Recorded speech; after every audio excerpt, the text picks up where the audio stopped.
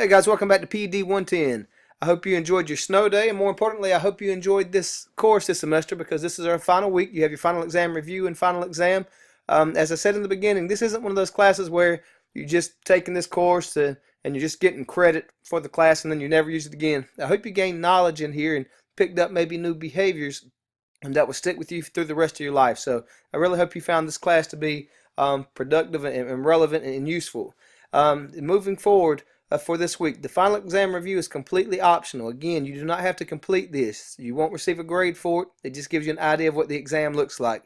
But honestly, the final exam is very similar to all of the quizzes that you've taken throughout this semester. So there's no surprises here. You can also use all of the resources available on Moodle on the exam. That's not cheating. Those are resources that are available to you. So again, complete your final exam. Please remember to complete it by 7 p.m. on December 17th.